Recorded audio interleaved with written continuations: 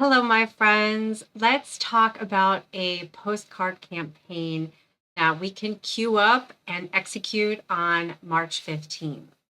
Now, I've created some postcard templates that you can print at home to send some very personalized messages to our president.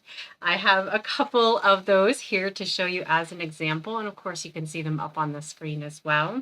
Now, on the back of these cards, they are already addressed to Donald Trump at the White House, most of them anyway. There is a version that has a blank back that you can address to your senator or congress member. Okay. Now, what are you going to need to make these postcards at home? Well, that's easy. You're going to need your computer, appropriate software, and as you can see on the screen, let me switch to list view, and you can see that I have Microsoft Word documents and also PDFs. And I've also included the image files for the backs and the fronts of the cards. If you want to lay out your own templates to print at home, you can do that as well. But depending on what software you have, now these Word documents will work in LibreOffice, which is a completely open source document editing application that is equivalent to Microsoft Word. And of course, there are plenty of free PDF readers out there that will allow you to access the PDFs, okay? And of course, image applications for the PNG image files there. Let me go ahead and switch back to tile view so that you can see the pictures, the pretty pictures that are on there. Now, you're also going to need cardstock that is at least 80 pounds, but you want to shoot for 100, 110 pound.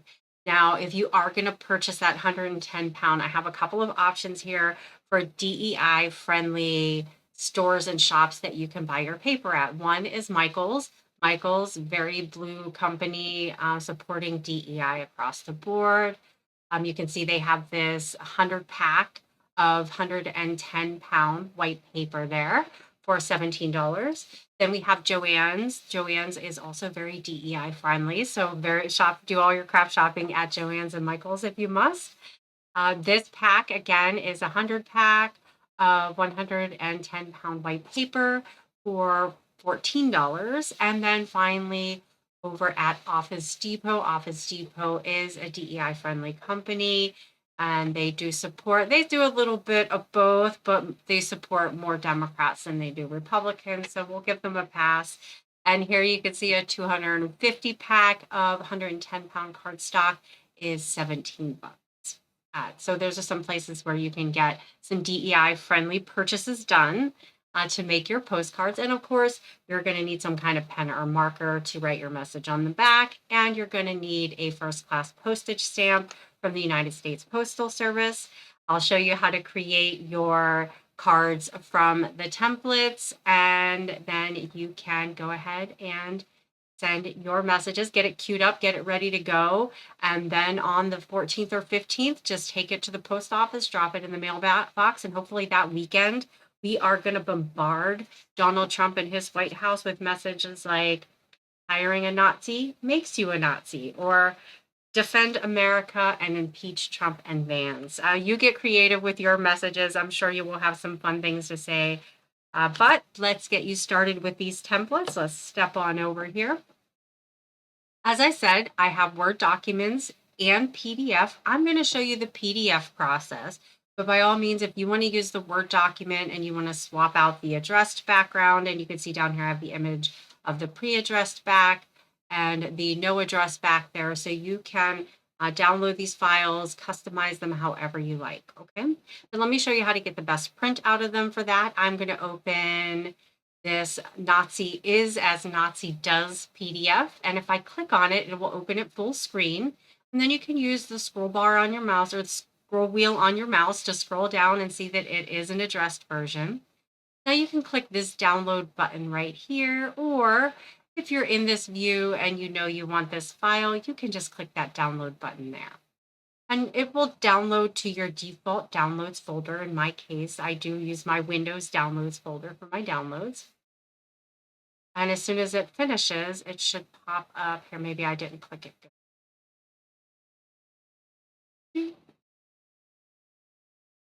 Oh, for some reason it is not doing that for me. It feels like it's it's a little delayed. So I'll just see if I can go from this view and get a good shot.